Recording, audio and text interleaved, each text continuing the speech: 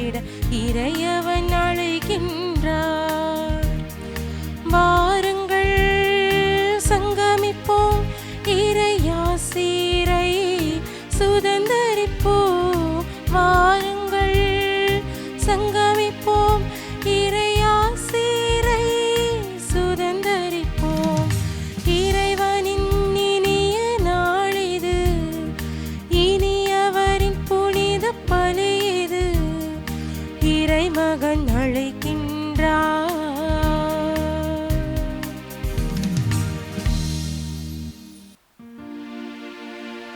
தந்தை மகன் தூயாவியாரின் பெயராலே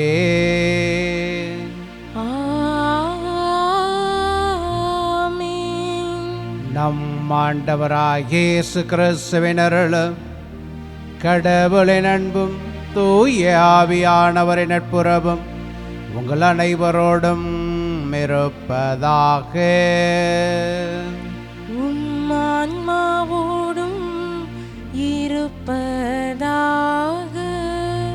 கிறிஸ்து இயேசுவில் பிரியமான சகோதர சகோதரிகளே, அன்பான பிள்ளைகளே, உங்கள் அனைவருக்கும் இயேசுவின் நாமத்தில் என்னுடைய இனிமையான வணக்கங்களை தெரிவித்துக் கொள்கிறேன். எல்லாம் நல்லா இருக்கிறீங்களா? நலமோடு இருக்கிறோம் என்ற சிந்தனையோடு இந்த திருப்பலியிலே பங்கு பெற நாம் வந்திருக்கிறோம். ஆண்டவர் தமது பேரன்பினால் நம்மை வழிநடத்துகிறார். அவரை போற்ற ஆண்டவருடைய அருட்கரம் நம்மோடு இருக்கிறது. அவரிடம் நம்மை ஒப்புக் கொடுக்க ஆண்டவருடைய வல்லமையால் நடத்தப்படுகிறோம் என்ற நம்பிக்கை நம்மிடம் இருக்கிறது. நமது வேண்டுதலை அவரிடம் ஒப்புக் கொடுக்க நாம் வந்திருக்கிறோம். ஆண்டவரை போற்றி நம்மை அவரிடம் ஒப்புக் கொடுத்து ஜெபிக்கின்ற போது இறைவன் நம்மை நிறைவான வாழ்வுக்கு வழிநடத்துகிறார் என்ற நம்பிக்கையோடு இந்த திருப்பலியிலே நாம் பங்கெடுப்போம். அருமைமிக்க சகோதர சகோதரிகளே, தூய மறைபொருளை தகுதியுடன் கொண்டாட நமது பாவங்களை ஏற்றுக்கொள்வோம். எல்லாம் வல்ல இறைவனிடமும் சகோதர சகோதரிகளே, உங்களிடமும் நான் பாவியென ஏற்றுக்கொள்கின்றேன். ஏனெனில் என் சிந்தனையாலும் சொல்லாலும் செயலாலும் கடமையில் தவறியதாலும் பாவங்கள் பல செய்தேன். என் பாவமே, என் பாவமே, என் பெரும் பாவமே. ஆகையால் எப்போதும் கன்னியான புனித மரியாவையும் வானதூதர் புனிதர் அனைவரையும் சகோதர சகோதரிகளே உங்களையும் நம் இறைவனாகிய ஆண்டவரிடம் எனக்காக வேண்டிக்கொள்ள மன்றாடுகின்றேன். எல்லாம் வல்ல இறைவன் நம் மீது இரக்கம் வைத்து நம் பாவங்களை மன்னித்து நம்மை நிலையான வாழ்வுக்கு அழைத்து செல்வாராக. ஆமென்.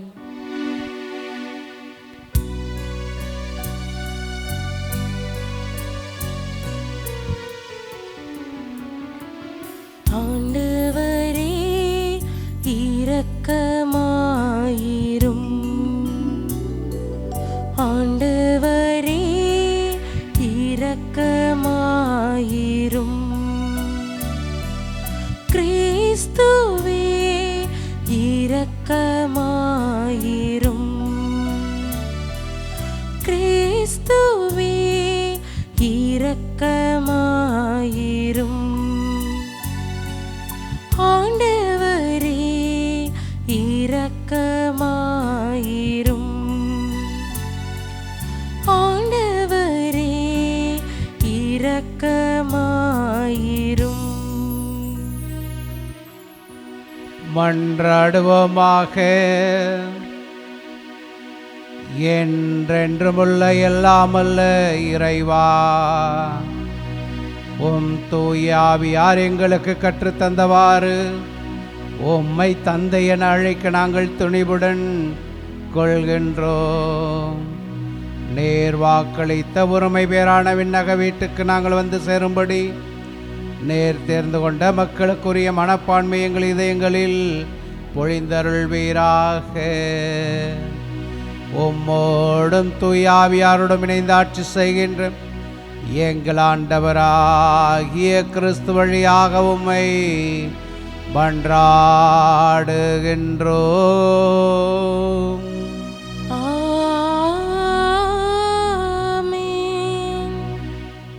முதல் வாசகம். மோசே மோவாபு நாட்டில் இறந்தார். அவரை போல் இறைவாக்கினர் வேறு எவரும் இஸ்ரேல் எழுந்ததில்லை. இணைச்சட்ட நூலில் இருந்து வாசகம். அதிகாரம் 34 இறைவசனங்கள் 1-12 முடிய.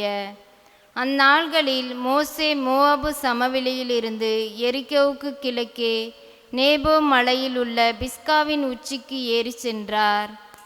ஆண்டவர் அவருக்கு தான் வரையில் உள்ள கிளையாது நாடு முழுவதையும் காட்டினார். மேலும் நப்தலி முழுவதையும், எப்ராயின் நிலப்பகுதியையும், மனசே நிலப்பகுதியையும், யூதாவின் நிலப்பகுதி முழுவதையும், மேற்கே மத்திய தரைக்கடல் வரையிலும் காட்டினார். மற்றும் நெகவையும் பேரிச்சை மாநகராகிய எரிகோ முதல் சோவார் வரையிலுள்ள நிலப்பரப்பையும் காட்டினார். அப்போது ஆண்டவர் மோசேக்கு உரைத்தது, நான் உன் வழிமரபினருக்கு கொடுப்பேன் என்று ஆபிரகாம், ஈசாக்கு, யாக்கோப்பு ஆகியோருக்கு ஆணையிட்டு கூறிய நிலம் இதுவே. உன் கண்களால் நீ அதை பார்க்கும்படி செய்துவிட்டேன். ஆனால் நீ அங்கு போக மாட்டாய். எனவே ஆண்டவர் கூறியபடியே அவர் தம் ஊழியர் மோசே மோவாபு நாட்டில் இறந்தார். மோவாபு நாட்டில் மெத்பெகருக்கு எதிரே உள்ள பள்ளத்தாக்கில் அவரை அடக்கம் செய்தார். ஆனால் இன்று வரை எந்த மனிதருக்கும் அவரது கல்லறை இருக்குமிடம் தெரியாது. மோசே இறக்கும்போது அவருக்கு வயது 120. அவரது கண்கள் மங்கினதுமில்லை, அவரது வலிமை குறைந்ததுமில்லை. மோவாபு சமவெளியில் இஸ்ரேல் மக்கள் மோசேக்காக 30 நாள்கள் துக்கம் கொண்டாடினர். மோசேக்காக இஸ்ரேல் மக்கள் அழுது துக்கம் கொண்டாடின நாள்கள் நிறைவுற்றன.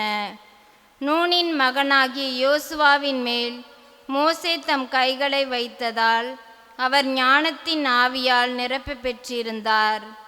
இஸ்ரேல் மக்கள் யோசுவாவுக்கு செவி கொடுத்து மோசேக்கு ஆண்டவர் கட்டளையிட்டபடி நடந்தார்கள்.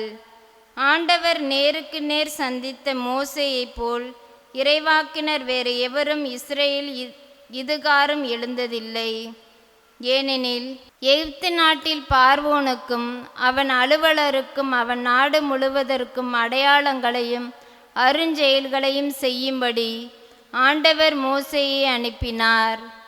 இஸ்ரேல் அனைவரின் கண்கள் காணுமாறு அவர் ஆற்றிய அனைத்து ஆற்றல்மிகு செயல்களும் அச்சுறுத்தலும் மாபெரும் செயல்களுமே இதற்கு சான்றாகும். ஆண்டவரின் அருள்வாக்கு. இறைவனுக்கு நன்றி. திருப்பாடல் 66. நமது பதிலுரை. நம்மை உயிர் வாழச் செய்த இறைவன் போற்றி.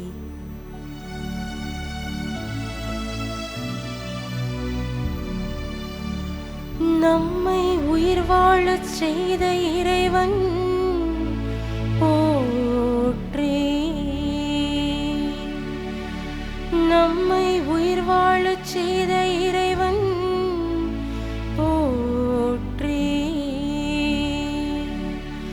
அனைத்துலகோரே கடவுளை போற்றி ஆர்ப்பரியுங்கள். அவரது பேரின் மாட்சியை புகழ்ந்து பாடுங்கள். அவரது புகழை மேன்மைப்படுத்துங்கள். கடவுளை நோக்கி உம் செயல்கள் எவ்வளவு அஞ்சத்தக்கவை என்று போற்றுங்கள். நம்மை உயிர் வாழச் செய்த இறைவன் போற்றி. வாரீர் கடவுளின் செயல்களை பாரீர்.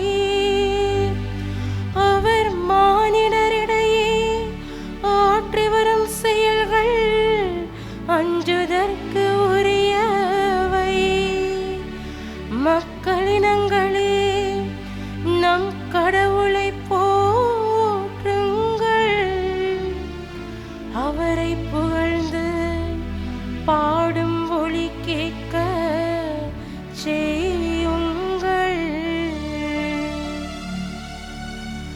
நம்மை உயிர் வாழச் செய்த இறைவன் போற்றி. கடவுளுக்கு அஞ்சி நடப்போரே அனைவரும் வாரி கேளீர், அவர் எனக்கு செய்ததை எடுத்துரைப்பேன். அவரிடம் மன்றாடு என் வாய் திறந்தது.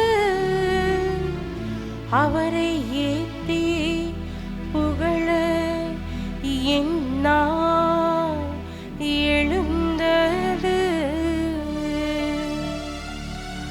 நம்மை உயிர் வாழச் செய்த இறைவன் போற்றி.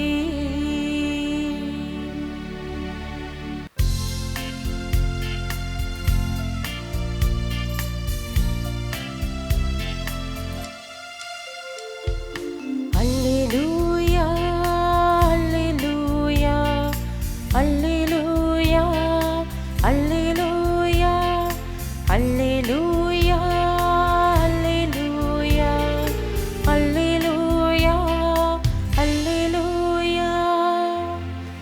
கடவுள் கிறிஸ்துவின் வாயிலாக அவர்களை தம்மோடு ஒப்புரவாக்கினார். அந்த ஒப்புரவு செய்தியை அவரே எங்களிடம் ஒப்படைத்தார். அல்லேலூயா,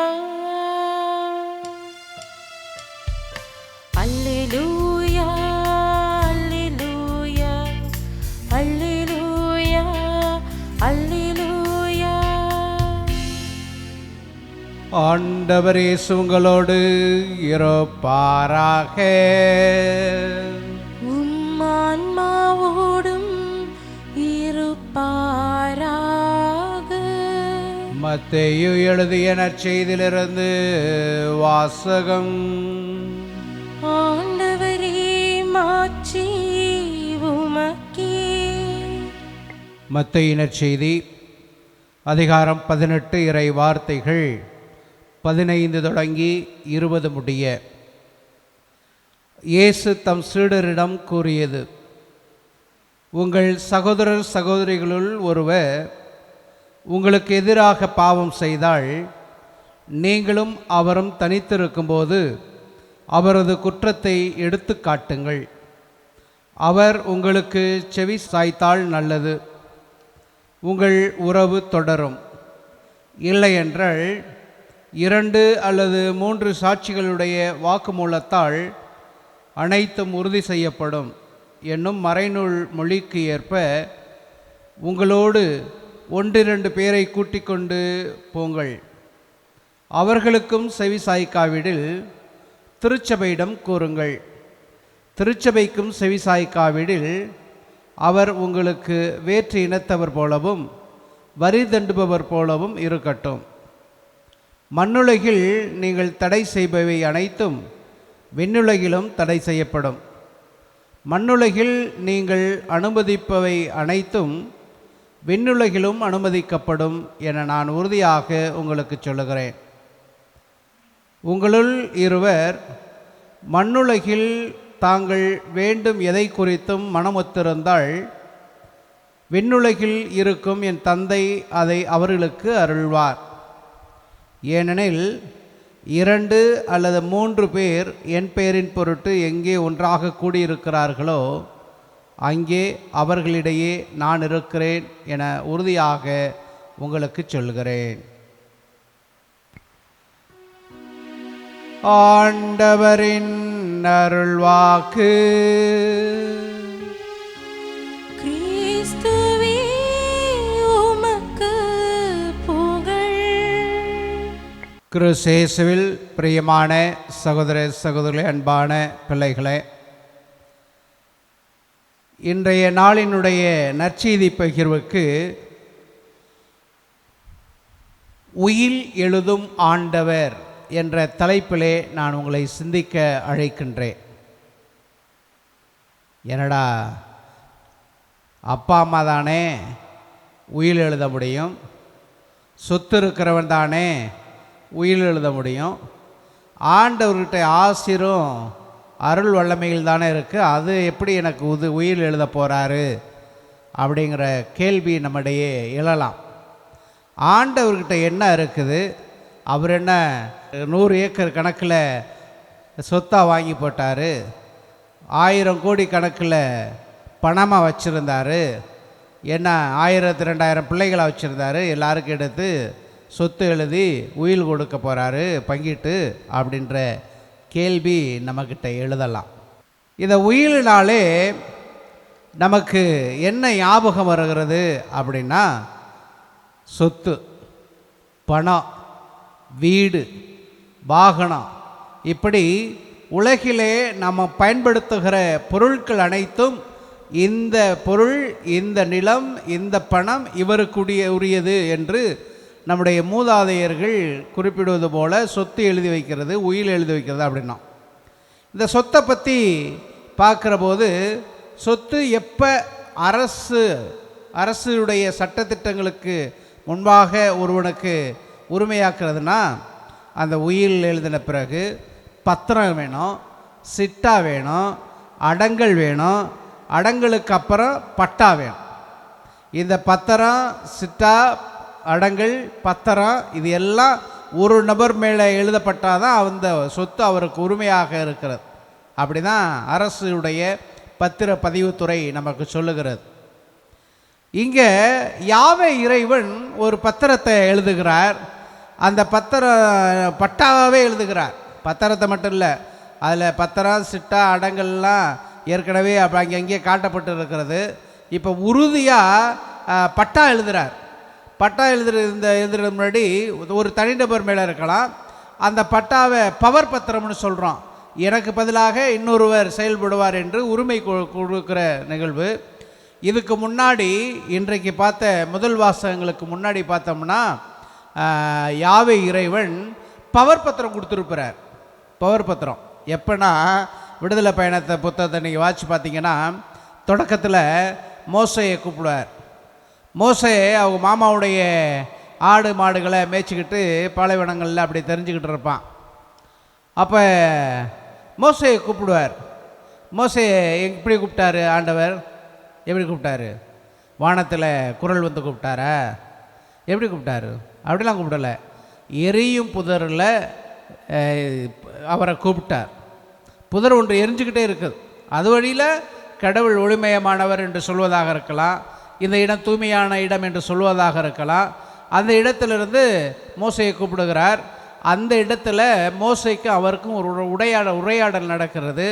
என்ன உரையாடல் அப்படின்னு பார்க்கும்போது, கடவுள் சொல்கிறார் மோசைக்கிட்ட, அவர் தெரியாத ஊரை பற்றி சொல்லலை. ஏற்கனவே சின்ன பையனாக இருந்து மோசே பிறந்து வளர்ந்த ஊரை பற்றி தான் சொல்கிறார், ஊரில் உள்ள மக்களை பற்றி தான் சொல்கிறார். அவர் என்ன எடுப்பிலே சொல்கிறாரு, எகிப்திலே என் மக்கள் படும் துன்பங்களை கண்டேன், அவர்கள் எழுப்புகிற அழுகுரல் என் காதினிலே கேட்டது அப்படின்னு சொல்லி கூப்பிட்றார். அப்போ கூப்பிடுகிற போது மோசே இதை சொன்ன உடனே புரிந்து கொள்ளுகிறார். ஆகா, நம்மளை ஏதோ பண்ண போகிறாரு, நம்மளே ஏற்கனவே எகிப்தில் பார்வோனுக்கு பயந்து தான் இங்கே மாமனுடைய ஆடு மாடுகளை மேய்ச்சிக்கிட்டு இருக்கிறோம், திரும்ப வம்பில் மாட்டி கொடுக்க போகிறாரே யாவே இறைவன் கடவுள் அப்படி நினச்சிக்கிட்டு இவர் என்ன பண்ணுறாரு, அங்கே அனுப்ப போகிறான்னு தெரிஞ்சதுக்கு அப்புறமும் என்ன சொல்கிறாரு, ஆண்டவரே நான்லாம் இங்கே போயிட்டு அந்த பார்வோன் மன்னன்கிட்ட பேச முடியாது, ஏன்னா நான் இயல்பாகவே ஒரு திக்குவாயன், சாக்குப்போக்கு இல்லையா, இயல்பாகவே ஒரு திக்குவாயன். எப்படி சாக்குப்போக்கு கண்டுபிடிக்கிறார் பாரு ஆண்டவர்கிட்ட தப்பிக்கிறதுக்காக. அதே அரண்மனையில், பார்வோன் அரண்மனையில் சிறு பிள்ளையிலிருந்து வளர்ந்தவன், அனைத்து வித்தைகளையும் கற்றுக்கொண்டவன், ஈட்டியால் கடலுக்குள்ளே போகிற மீனை குத்தி எடுக்கக்கூடிய வல்லமை அவன்கிட்ட இருக்கிறது. அப்படி இருந்தவன் எப்படி சொல்லுகிறான், எனக்கு வாய் குளரும், திக்கி திக்கி பேசுவேன், என்னை விட்டுருங்களே அப்படின்னு கெஞ்சுவான். ஆனால் அவர் ஒரு பத்திரம் எழுதுகிறார் இஸ்ரேல் மக்களுக்கு. எகிப்திலே கஷ்டப்படுகிற, துன்பப்படுகிற, துயரப்படுகிற, பற்றியால் வாடுகிற, சாட்டையால் அடிக்கப்படுகிற இஸ்ரேல் மக்களுடைய அழுகுரலை கேட்கின்றவர் இரக்கம் கொண்டு இதை மோசையை ஒரு பத்திரமாக அனுப்பி வைக்கிறார். இதான் என்னுடைய பத்திரம், உங்களை மீட்க போகிற பத்திரம் இதுதான். உயில் எழுதுகிறார் இந்த மோசே தான். அப்படிதான் ஒரு உயிலாக எகிப்துக்கு போகிற மோசே அவர்களை மீட்டெடுத்து வருகிறார். அதுவரை மோசே தான் உயில். இன்றைக்கு முதல் வாசகத்தில் தான் என்ன உயில்னு சொல்லி சொல்லப்படுகிறது. உயிலை அவர்கள் பார்க்கலை, ஒரு ப்ராமிஸை தான் பார்த்தாங்க. நான் உனக்கு உயில் எழுதி வைப்பின்னு தான் கடவுள் சொல்கிறார். ஏன்னா அந்த உயில்னா கானான் தேசம். அந்த கானான் தேசத்தில் பாலும் தேனும் பொழிகின்ற தேசம், வளமையான தேசம், அதை நான் உனக்கு கொடுத்துருவேன் அப்படின்னு சொல்லி தான் அவங்களெல்லாம் கூட்டிக்கிட்டு வர்றாரு. ஆனால் யாருக்கும் கானான் தேசம் எங்கே இருக்குன்னு தெரியலை. மோசேக்கும் தெரியல, இஸ்ரேல் மக்களுக்கும் தெரியல, உறுதி இல்லை. ஏன்னா பட்டாவே சிட்டாவே அடங்கலை, பத்திரத்தை அவங்க கையில் பார்க்கலை. அதனால் அவங்களுக்கு உறுதியாக தெரியலை. இன்றைக்கு முதல் வாசகத்தை நீங்கள் எடுத்து பாருங்களேன். இன்றைய முதல் வாசகம் அருமையாக சொல்லுது. இணைச்சட்ட நூலிலிருந்து வாசகம் நான் வாசிக்க கேட்டான். அதில் மோவாப்பு சமவெளியிலிருந்து மேலே கடவுள் கூட்டி போகிறாரு மோசையை. மோசை பல நேரங்களில் மக்களுக்காக கடவுளிடம் வாதாடினார். முகமுகமாக யாவை இறைவனை பார்த்திருக்கிறவர். எங்கேயா உயில் தரே என்னமோ கானான் தேசத்தை பாலும் தேனும் பொழிகிற தேசத்தை தரேன்னு சொன்னீங்களே, என்னை தானே பவர் பத்திரமாக பயன்படுத்துனீங்க, உயில் என்கிட்ட இல்லையே, பத்திரத்தை எப்படி கொடுக்கறது, பட்டாசிட்டாவை எப்படி கொடுக்கறது, நான் எப்படி அடங்கலை அவங்கள்ட்ட சொல்கிறது, ஏன்னா மக்களை நான் ஏமாத்துறவன் நான் போயிடுவேனே அப்படின்னு ஒரு வேளை மோசே நினச்சிருக்கலாம். அதை அறிந்த கடவுள் மோசையை அந்த மோவாப்பு சபையில் மேலே மலை மேலே கூட்டி போகிறாரு. நேபோ மலை மேலே கூட்டி போகிறாரு. கூட்டி போய் எல்லைகளை காட்டுகிறார். இங்கே பாரு, இங்கிருந்து இங்கே, அங்கிருந்து அங்கே, அங்கிருந்து அங்கே. எப்படி ஆபிரகாமும் அவருடைய அண்ணன் பிள்ளை லோத்துவும் தங்களுடைய இடங்களை தெரிந்து கொண்டார்களோ, அவங்க பணியாளருக்குள்ள சண்டை, குழந்தைகளுக்குள்ள சண்டை, போட்டி பொறாமை வருகிறது, ஒன்றாக இருந்த குடும்பம். அப்போ சண்டையிட்டு சகோதர சகோதரர்களில் வேற்றுமையில் வாழக்கூடாது, நீ என்னுடைய அண்ணன் பையன், நான் உனக்கு சித்தப்பா, எப்படி நான் உன்னை வெறுத்து ஒதுக்க முடியும், சொத்துக்காக நம்ம சண்டை போடணும்னு நினச்சிட்டு ஆபிரகாம் லோத்தை பார்த்து சொல்கிறாரு, நம்ம இங்கே நிற்கிறோம், இங்கிட்ட எங்கே வேணாலும் நீ கை காட்டுற தூரத்துக்கு நீ உன்னுடைய உரிமையாக்கி கொள்ளலாம். நீ எந்த பக்கம் போகிறியோ அதே ஆப்போசிட்டில் நான் போகிறேன். அது வளமையாக இருந்தாலும் சரி, வறட்சியாக இருந்தாலும் சரி, அந்த பகுதிகளுக்கு நான் என்னுடைய உரிமையாக்கி கொண்டு சொல்லிட்டு அவங்க பிரிச்சுக்கிட்டாங்கல்ல. அதே போல் இங்கே முதன்முறையாக பாலும் தேனும் பொழிகின்ற கானான் தேசத்தினுடைய எல்லைகளை வரையறுத்து உயிர் எழுதுகிறார் ஆண்டவர் யாவை இறைவன். வரையறுக்கிறார். இந்த இடத்திலிருந்து அந்த இடம், அந்த இடத்திலிருந்து அந்த இடம் பார்த்துக்க. இத்தனை நாளாக நீ பவர் அட்டானமி, நீ பவர் பத்திரம் கொடுத்துருந்தேன் உனக்கிட்ட. என்ன பவர் பத்திரம்? இடத்த காட்டாமல் சொல்லிக்கிட்டு இருந்தேன், பாலும் தேன் பொழிகின்ற கானான் தேசத்தை உனது மக்களுக்கு உரிமையாக்குவேன்னு சொல்லிட்டு இருந்தேன். அந்த மக்கள்லாம் உன்னை நம்பி வந்தாங்க, நீ சொல்கிறத கேட்டாங்க. அதெல்லாம் இப்போ முடிய போகுது. ஏன்னா உன்னுடைய வாழ்வின் எண்டு வருகிறது, முடிவு வருகிறது, இறக்கப் போகிறாய் என்பதை அறிந்திருந்த யாவை இறைவன் அந்த பத்திரத்தை, அந்த பட்டாவை எழுதுகிறார், அந்த உயிலை எழுதுகிறார். இந்த உயில் இந்த மக்களுக்குத்தான். யாருக்கு உயில் எழுதுகிறான்னு பார்க்கும்போது மோசைக்கான உயில் அல்ல, மாறாக இஸ்ரேல் மக்களுக்கான உயில். அதனால தான் இன்றைக்கும் வரை நாம் கானான் தேசத்தினுடைய கனவுகளிலே நம்முடைய நம்பிக்கை தவழ்ந்து கொண்டே இருக்கிறது. இஸ்ரேல் மக்களுக்கு கானான் தேசத்தை அளித்த இறைவன், பாலும் தேனும் பொழிகின்ற வளமையை அழைத்த இறைவன், இன்றைக்கு கூட ஆண்டவரே நான் வறுமையிலே வாடுகிறேனே, வளமை இல்லாமல் இருக்கிறேனே, எனக்கு அதே போல் ஒரு கானான் தேசத்தினுடைய வளமையும் பாலையும் தேனையும் கொடு அப்படின்னு வேண்டுகிறதெல்லாம் நம்மிடம் இருக்கிறதல்லவா. அந்த நம்பிக்கையை உயில் மூலம் உறுதி செய்கிறார். அந்த உயில் மூலம் உறுதி செய்கிறது. பவர் பட்டானமி இதுவரை யார்கிட்ட கொடுத்துருந்தாரோ அவற்றிருந்து எடுத்துடுறார். ஏப்பா, நான் இத்தனை நாளாக உன்னையே தான் வச்சுருந்தேன் இல்லையா, என்னுடைய பதிலாளியா, என்னுடைய பவர் பத்திரம் நீ தான். இப்போ பவர் பத்திரத்தை எடுத்து டேர் பண்ணிட்டேன், கிழிச்சிட்டேன், நீ தூக்கி போடுறான். இப்போ உரிமை என்பது, பட்டா என்பது அவருக்கு உரியதாக மாறி போகிறது. இந்த கானான் தேசம் யார் மூலமாகவோ இல்லை, நேராக அவர்கள் இஸ்ரேல் மக்கள் பெறப்போகிறார்கள் என்று சொல்லி அந்த உயிலை எழுதுகிறார். எழுதி முடித்த உடனே இவரும் இறந்து போகிறார். இறந்து போகிற போது இவர் ஒன்றும் கோழையால் இறந்து போகலை, நோயினால் சாகலை, வயது முதிர்ச்சியினால் தான் சாகிறார். அவர் இறக்கிற போது அவர் நல்ல தெம்போடு இருந்தார். ஆற்றலோடு இருந்தார். இறக்கிற போது அவருடைய கண் பார்வையெல்லாம் மங்கவே இல்லை. அவ்வளோ ஒரு வலிமை பெற்ற அந்த மனிதர். இது கடவுள் அவருக்கு கொடுத்த சொத்து, அவருக்கு எழுதி வச்ச உயிர். நோய்வாய்ப்பட்டு இருக்கலை, கண் மங்கி குருடனாக இருக்கலை, மாறாக தன்னுடைய 120 வயதில் நல்லா வாழ்ந்து மக்களை வழிநடத்தி அவர்களுக்காக போராடி அவர்களுக்காக வாதாடி அவர்களோடு சண்டையிட்டு கோபம் கொண்டு மகிழ்ச்சி கொண்டு இப்பொழுது மண்ணறைவோடு இறக்கின்ற மனிதனாகத்தான் மோசேயை இறைவன் காட்டுகிறார். இந்த உயிலுக்கு தான் உலகத்தில் இன்றைக்கி எல்லாம் சண்டை போட்டுக்கிட்டு இருக்கிறோம். எல்லாம் சண்டை, உறவுகளிடையே, அண்ணன் தம்பிகளுக்கிடையே சண்டை, அம்மா நம்மளுடைய தாய் தகப்பனுக்களிடையே சண்டை, 2 நாடுகளுக்குள்ளே சண்டை.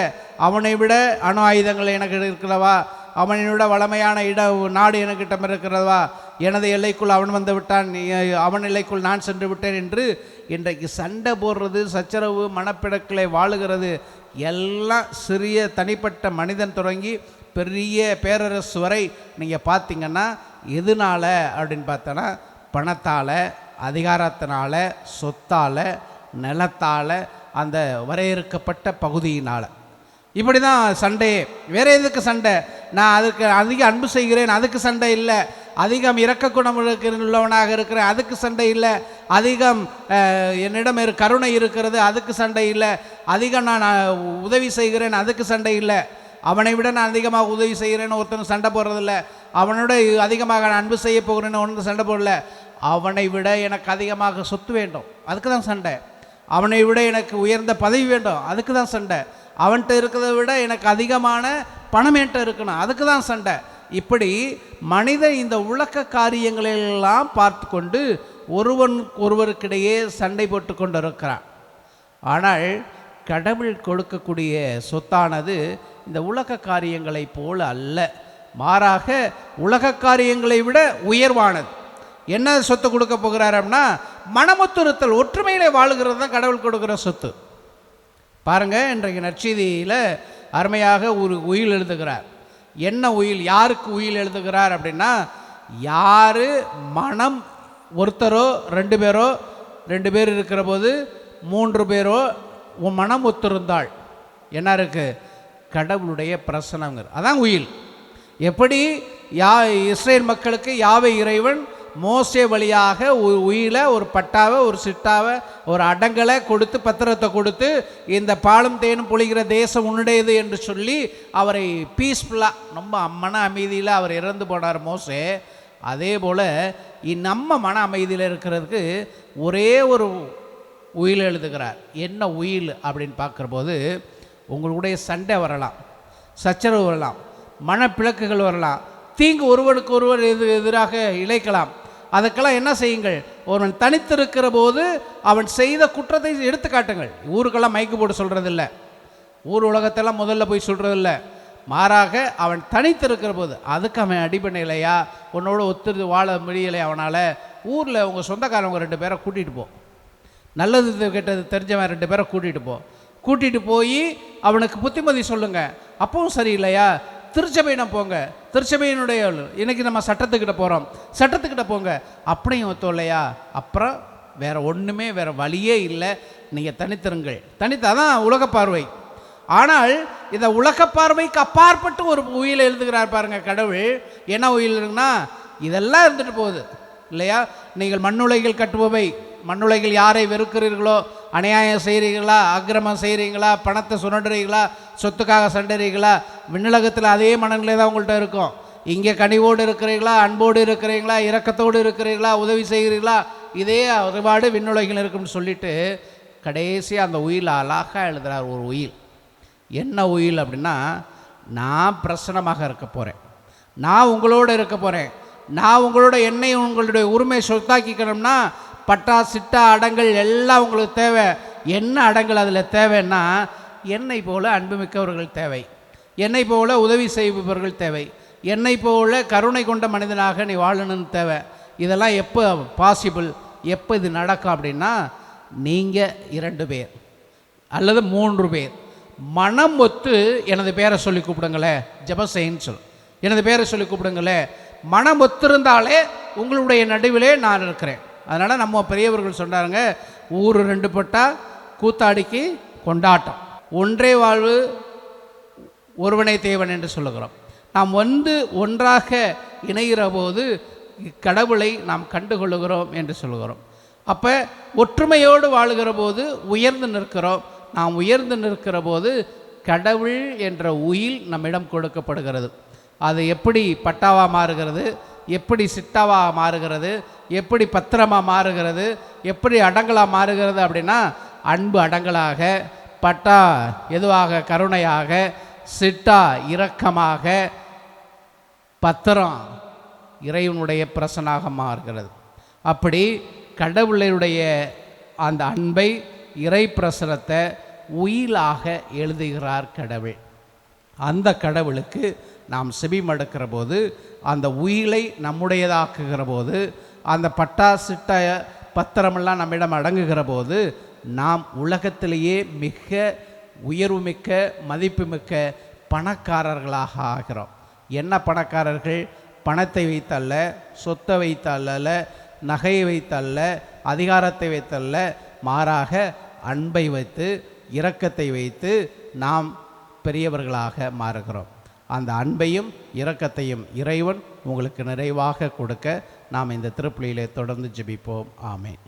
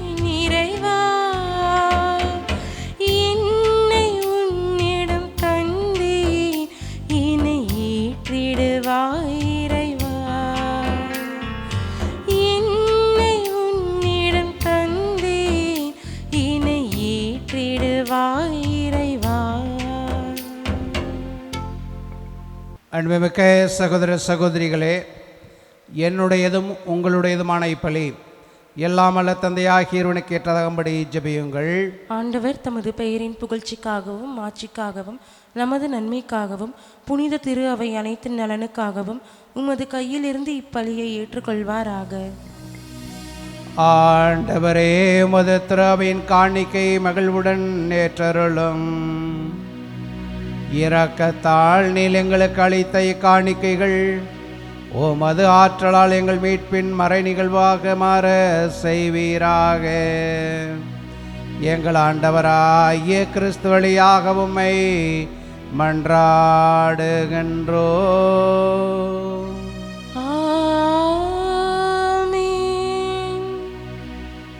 ஆண்டவர் உங்களோடு இருப்பாராக.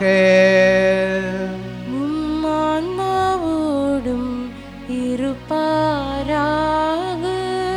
இதயங்களை மேலே எழுப்புங்கள், ஆண்டவரிடம் எழுப்பியுள்ளோம். நம் இறைவனாகிய ஆண்டவருக்கு நன்றி கூறுவோம். அது தகுதியும் நீதியும் ஆனதே. ஆண்டவரே, தூயவரான தந்தையே, என்றுமுள்ள எல்லாமல்ல இறைவா, என்னாலும் எவ்விடத்தில் நாங்கள் உமக்கு நன்றி செலுத்துவது மெய்யாகவே தகுதியும் நீதியுமாகும், எங்கள் கடமையும் மீட்புக்குரிய செயலுமாகும். ஏனெனில் எங்கள் புகழுரை உமக்கு தேவை என்று ஆயினும் நாங்கள் உமக்கு நன்றி செலுத்துவது உமது அருட்கொடையாலேயே. நாங்கள் உம்மை புகழ்ந்துரைப்பது உமது மாட்சியை மிகுதிப்படுத்தாது எனினும் எங்கள் ஆண்டவராகிய கிறிஸ்து வழியாக நாங்கள் மீட்படைய பயன்படுகிறது. ஆகவே வானதூத திரளோடு ஒன்று சேர்ந்து நாங்களும் உம்மை புகழ்ந்தேத்தி மகிழ்ச்சியுடன் அறிக்கையிட்டு சொல்வதாவது: தூயவர் தூயவர் தூயவர், வான் படைகளின் கடவுளாம் ஆண்டவர். விண்ணகமும் மண்ணகமும் உமது மாட்சியால் நிறைந்துள்ளன. உன்னதங்களிலே ஓசன்னா. ஆண்டவர் பெயரால் வருகிறவர் ஆசி பெற்றவர். உன்னதங்களிலே ஓசன்னா. ஆண்டவரே, நீர் மெய்யாகவே தூயவர், தூய்மை அனைத்துக்கும் ஒற்று. ஆகவே உம்முடைய ஆவியை பொழிந்து இக்காணிக்கைகளை தூய்மைப்படுத்த உம்மை வேண்டுகிறோம். இவ்வாறு எங்கள் ஆண்டவர் இயேசு கிறிஸ்துவின் உடலும் இரத்தமுமாக எங்களுக்கு இவை மாறுவனமாக. அவர் பாடுபட உளம் கணிந்து தம்மை கையளித்த போது அப்பத்தை எடுத்து நன்றி செலுத்தி அதை பிட்டு தம் சீடருக்கு அளித்து அவர் கூறியதாவது: அனைவரும் இதிலிருந்து பெற்று உண்ணுங்கள், ஏனெனில் இது உங்களுக்காக கையளிக்கப்படும் என் உடல்.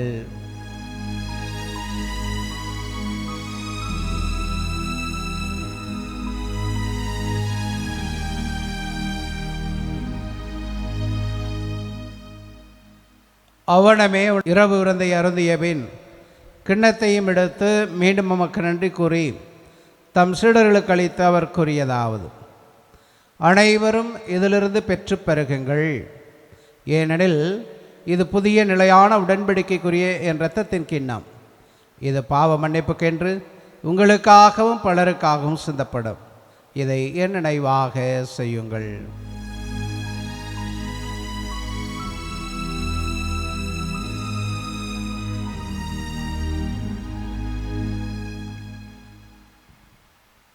நம்பிக்கையின் மறைபொருள்.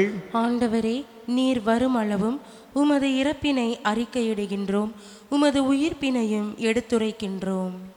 ஆகவே ஆண்டவரே, நாங்கள் கிறிஸ்துவின் இறப்பினையும் உயிர்ப்பினையும் நினைவு கூர்ந்து வாழ்வதரும் அப்பத்தையும் மீட்பளிக்கும் கணத்தையும் ஒப்புக் கொடுக்கிறோம். உன் திரும்ப நின்று ஊழியம் புரிய தகுந்தவர்கள் என எங்களை ஏற்றுக்கொண்டீர். எனவே உமக்கு நன்றி செலுத்துகிறோம். மேலும் கிறிஸ்துவின் உடலிலும் இரத்தத்திலும் பங்கு கொள்ளும் எங்களை தூய் ஆவியார் ஒன்று சேர்க்க வேண்டுமென மெய்த்தாழ்மையுடன் மன்றாடுகிறோம். ஆண்டவரே, உலகெங்கும் பரவிருக்கும் அது திரு அவையை நினைவு கூர்ந்தருளும். எங்கள் திருத்தந்தை லியோ, எங்கள் ஆயர் ஆரோக்கியராஜ், எல்லா திருநிலையினர், இங்கு ஒரே குடும்பமாக கூடி ஜெபிக்கிற உமது பிள்ளைகள் ஆகிய அனைவரோடும் உமது திரு அவை அன்பில் நிறைவேற செய்தருளும். உயிர்த்தலும் எதிர்நோக்கோடு தொழில்களும் எங்கள் சகோதர சகோதரிகளையும் இறந்தோர் அனைவரையும் இரக்கத்துடன் நினைவு கூர்ந்து உமது திருமுக ஒளியினுள் ஏற்றருளும். எங்கள் அனைவர் மீதும் இரக்கமாயிரும். கடவுளின் கன்னித்தாயான புனித மரியா, அவருடைய கணவரான புனித யோசேப்பு, புனித திருத்துதர்கள், புனித அன்னைத்தரசள், இவ்வுலகில் முக்குந்தவராய் இருந்தோராகிய புனிதர் அனைவருடனும் நாங்கள் நிலையான வாழ்வில் பங்கு கொள்ளும் தகுதி பெற்று உமது திருமகன் இயேசு கிறிஸ்து வழியாக உம்மை புகழ்ந்தேத்து மரமருள உம்மை மன்றாடுகிறோம். இவர் வழியாக இவரோடு இவரில் எல்லாமல்ல இறைவனாகிய தந்தையே, தூய ஆவியாரின் ஒன்றிப்பில் எல்லா புகழும் ஆட்சியும் என்றென்றும் உமக்கு உரியதே.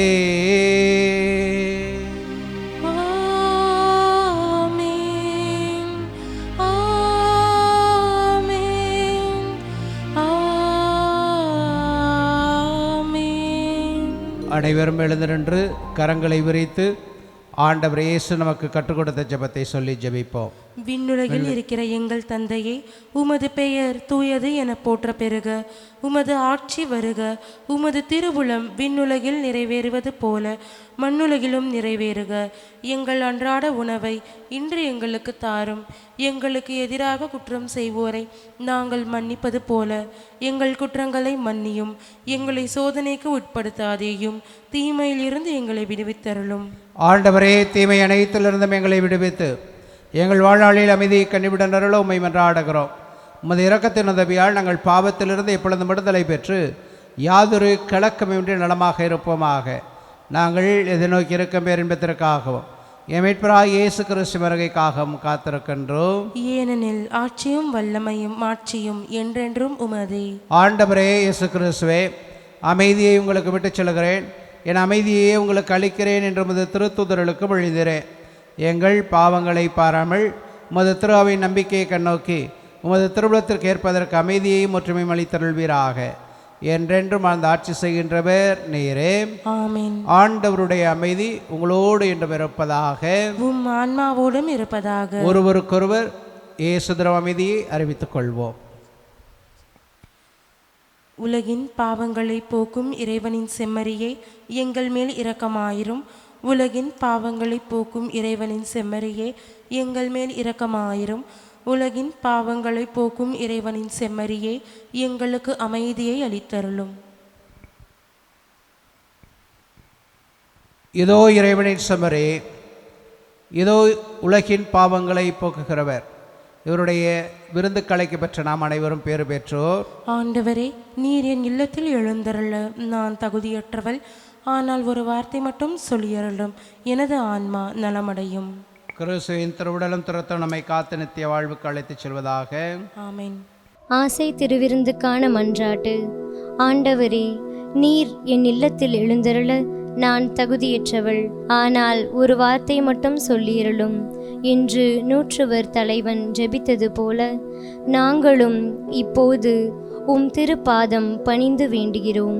இனிய இயேசுவே, நாங்கள் தகுதியற்றவர்களாய் இருந்தாலும் எங்கள் தகுதியின்மையை பாராமல் நீர் எங்கள் உள்ளங்களில் எழுந்து வாரும். உம் அன்பிலும் அருளிலும் நாங்கள் நிலைத்திருக்க எம்முள் எழுந்து வாரும். நன்மை செய்வதில் ஆர்வமுள்ளவர்களாய், தீமைகள் அனைத்திலிருந்தும் விடுதலை பெற்றவர்களாய் வாழவும் எங்களை வழிநடத்த வாரும். எல்லா நலன்களாலும் வளங்களாலும் எங்களை நிரப்ப வாரும். ஆமென். நன்றியோடு மன்றாடுவோமாக. ஆண்டவரே, நாங்கள் உட்கொண்ட இத்திருவுணவு எங்களை உம்மோடு ஒன்றிக்க செய்து எங்களுக்கு மீட்பளிப்பதாக. அது எங்களை உமது உண்மையின் ஒளியில் உறுதிப்படுத்துவதாக. எங்கள் ஆண்டவராகிய கிறிஸ்து வழியாக உம்மை மன்றாடுகின்றோ.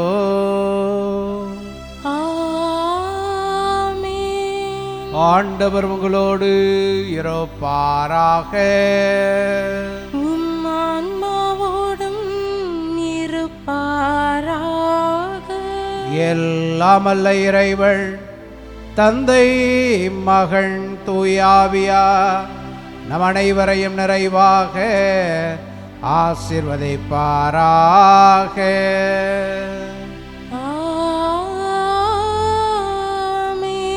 என்றும் மகிழ்வுடன் வாழ சென்று வாருங்கள். திருப்பலி முடிந்தது. இறைவனுக்கு நன்றி.